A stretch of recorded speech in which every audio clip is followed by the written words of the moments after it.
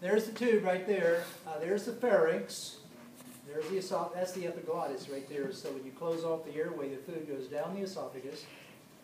Here it is. It looks like a quantity of food has been swallowed right there already, heading down to the stomach. Can you tell me what the muscular process that propels the food along through the esophagus and other parts of the tract too?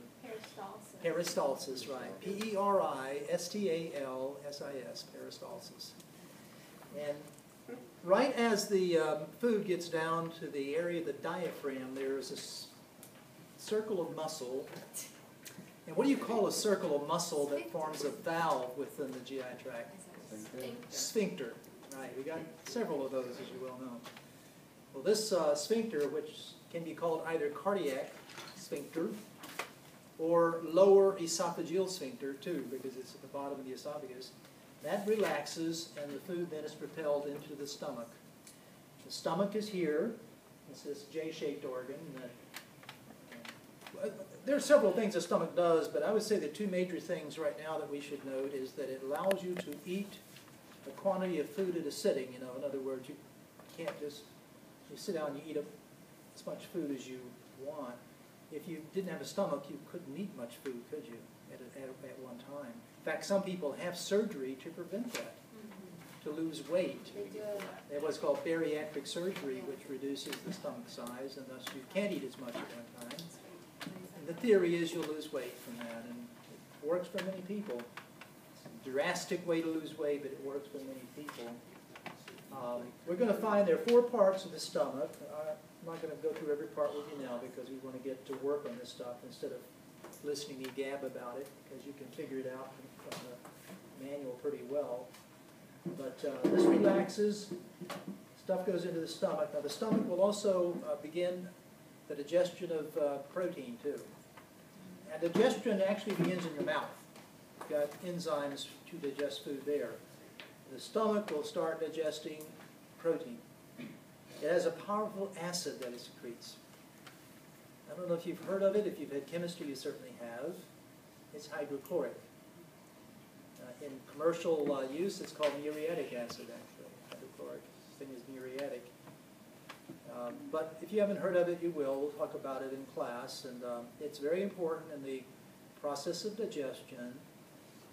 From what I said in class during the defense chapter 22, what does it also help with? To the acidic stomach. Certain little critters, certain of them that don't like acid. Bacteria. It can help control bacteria that we are bound to take in occasionally. Doesn't always work. I mean, people get food poisoning from bacteria, you know, but it does retard or at least help control bacterial growth and everything. From the stomach, the food enters the longest part of your tract, which is framed by the large intestine right here. It starts right here. And all this wormy stuff in here is the small intestine. It's not that long in your body, but if you had a cadaver here and you took out the intestines and stretched them out, they would reach from behind this desk to that desk back there. They're about 21 feet long altogether. But in a live person, they're much shorter because the muscles gather them up and accordion them so they're shorter. And that's where most of the breakdown in your, let's put it this way, most digestion occurs is in your small intestine. Since it is so long, break down your foods and you absorb the foods along with other products in the small intestine. Behind the stomach here you can see the pancreas, and we have a pancreas here, but I like this pancreas a little bit better over here. This is a good one right here because you can see the small intestine and the pancreas kind of fitting into it like a ball in a glove there. And you'll find that the pancreas has body parts like a head, a neck, a body, and a tail. And you can also see in this model the pancreatic duct, which picks up enzymes and passes them into the intestine. The part that we've studied on the pancreas previously was about the sugar control from insulin and glucagon. But the major part, the major mass of this organ, some people call it a gland, it can be classified as an organ too, would be digestive. And sitting over here on the tip of it is Is this the left kidney? Yeah. Yes or no? Yeah. No, this is your spleen. Oh. Not your spleen, it's a spleen. This is the rule. The spleen will always be at the tail of the pancreas. You can also use this thing as a wind vane. It's not a very good wind vane. I'm going to make a telephone like this one. Pretty cool, isn't it? They would sell, I think. That's a good one for the pancreas. You can study it here. Adam has a beautiful view of it. You can see it in whole or section, so you can see the ducts to it and everything. It's kind of cool. But it's vital to our digestion as well as our control of blood sugars and the digestive process too, because it does a lot of that. This big thing right here that frames the small intestine is the large. It's pouchy looking because it does have pouches along it. You can see it colored gray in this model here. It goes up in the right quadrant where the small intestine joins with it. It goes upward, across under the stomach. Now it's much closer in real life. They pull it apart here so you can see it. Then it goes down the left side and curves like the letter S to the middle. And then the last part here is the rectum and anal canal right here. What is this gray part which covers most of the, or excuse me, which most of the large bowel consists of? You know it? Some people get cancer there. Colon. Well, you can get cancer any place along the colon.